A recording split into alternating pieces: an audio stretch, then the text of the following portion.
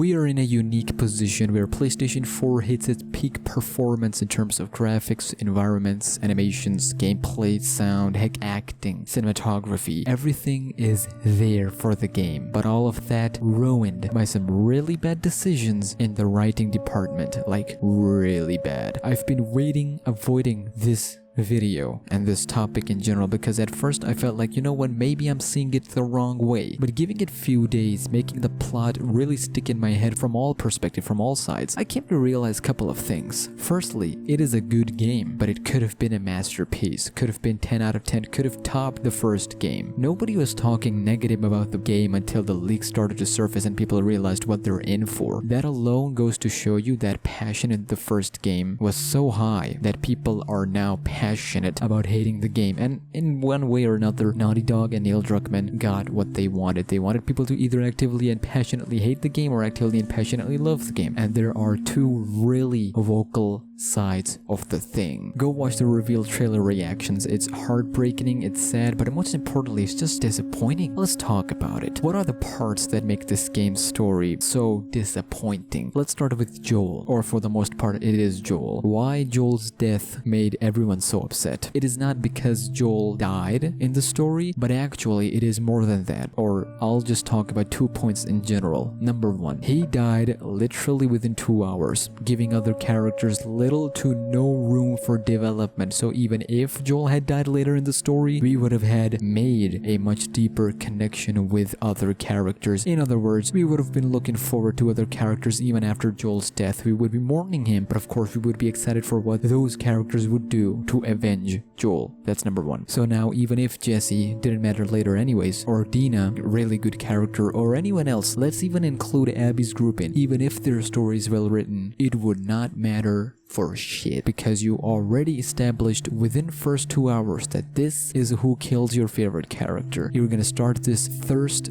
for revenge in you for them. That's not gonna change, regardless of how innocent they were or how good their intent was at heart. Did Abby even stop to realize in 5 years that Joel may have had other intentions, maybe good intentions at heart? Maybe he wanted to do right by a little girl, or did she even stop to search on her own, or heck, even asked Joel why he did whatever he did when she had her pinned down? She could have easily, or the writers could have easily stretched that out. Writers could have easily made Abby rethink her decision twice, making her think, why Joel saved me if he was so keen on killing my father all those years ago? She could have tortured him, but at least kept him alive to get those answers that she wanted. Ellie, at first, even after Joel's death, wanted answers first, but she shot first and then talked later. So there you go, boys. All of that could have easily been the driving plot for the game, specifically for Abby. You could have had her conflicted of, should I kill this person? He did save my life. Why did he save this little girl and killed everyone in the Fireflies? Joel's death coming in later after we establish all these characters as someone who are just as broke as Joel and Ellie, just trying to find purpose and survive like anyone else. If they did that prior to everything, specifically Joel's death, I guarantee you 10 out of 10 would have been alright. Here's an argument people use that I absolutely hate. People say, well, it's Naughty Dog's story, their characters, they can do whatever they want. That's not the point. See, if you want to call games art, then know this. Art is something subjective. Every person that comes across it is entitled to whether accepting that art as good or bad, individual tastes. But to make it even more simpler, first game was made popular because of the fans. They paid for it. They make all the excitement and hype, make theories, share it with friends, all the fans that have been stuck with the franchise for over 7 years. The argument of companies don't owe fans, well then fans can use the same argument back. We don't owe you our money. We didn't have to buy the game, but the marketing kept on reminding us that we will do right by Joel and Ellie. This is their story. We are honoring their story. We will do right for them and by them. We can't like or dislike that thing. What is the point of having conversations, discussions, or just being a human if all the criticism is taken away? Might as well be robots at this point. So that was number one. What is number two? Number two is that he died in a way that that was disrespectful to him and the fans. Joel isn't like this. Anyone played the first game knows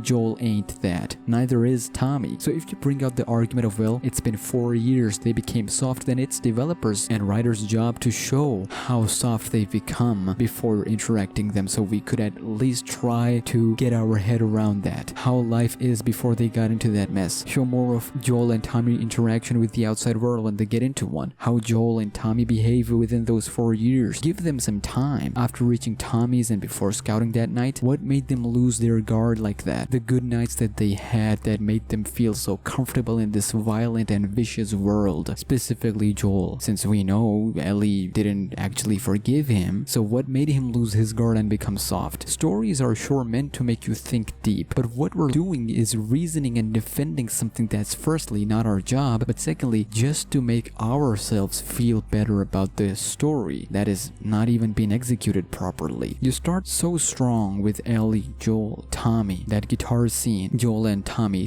having Joel's back after they continue from part 1's ending. You establish Jesse, Dina, Maria, all these strong characters, so much potential to be as popular as Ellie and Joel, and this one mistake of putting this whole sequence of back and forth between Abby and Joel, of putting this right afterwards instead of later in the game, overdone everything. Watch every streamer, player, they'll tell you how good the gameplay is. It's fun, but after that scene, after the shock, all of that becomes filler, even if it isn't. It's not hunt for revenge, it is I'm exhausted emotionally. You took so much from me. I felt robbed the first time I played and I saw that scene. I felt like I've been robbed intentionally, cheaply, just to get a few tears out of me so I can be like, oh my god. I still like Ellie's character even if they tried to ruin it a bit. Abby, on the other hand, what could have been one of the most fascinating characters, a way to look into how Joel's actions impacted the world around him, and specifically how it impacted her. They ruined her, Joel, his legacy, and most importantly, first game's legacy. It means nothing now. Its near perfect ending is pointless because now we know how Ellie feels. However, Joel on the other hand will never know if she really forgave him or not. Ellie-Dina relationship was never an issue to me. All the LGBT talk, trans talk. First of all, Abby's not trans, so get that she's a lot of my faith. Secondly, LGBT, we established that in Left Behind, that she's into that part, we don't care. Abby being buffed, never really cared. But it was quite obvious that the game clearly had an agenda, a commentary that was so overly trying to tell.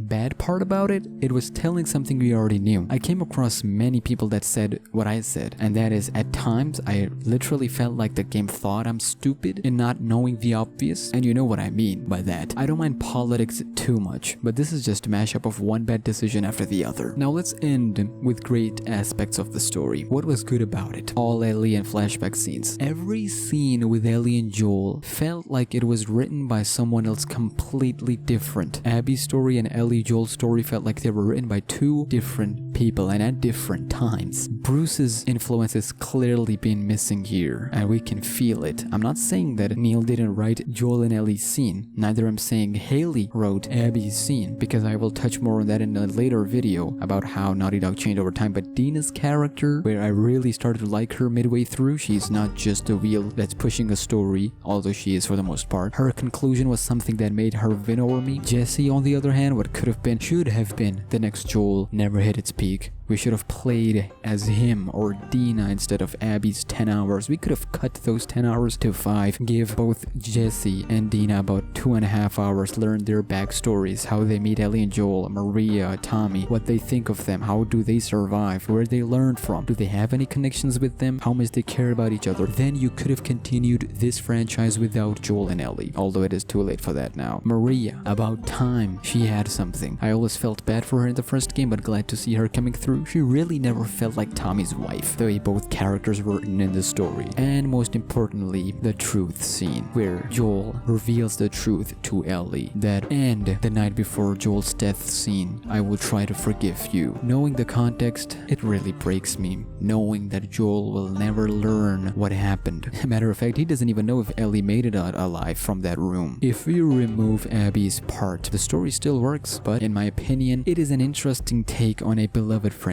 Bold, surely, but left a sour taste in everyone's mouth by the end. I would give this a 7 out of 10. -5 for what they did to Joel, +3 for the gameplay, graphics, animations, +1 for acting, -2 for the way characters were handled, -3 for long Abby hours and other characters in there, +2 for at least giving us flashbacks, +1 for trying something new and being bold with the story, hence 7 out of 10. It is mostly Ellie carrying the story, so that's my take, which means Last of Us 1 will always stay 10 out of 10 for your boy. Now this 7 out of 10 could be 8 out of 10 if there's a DLC continuing this story specifically to give us some closure or something, but I wouldn't hope for anything now. Just don't kill Ellie, please.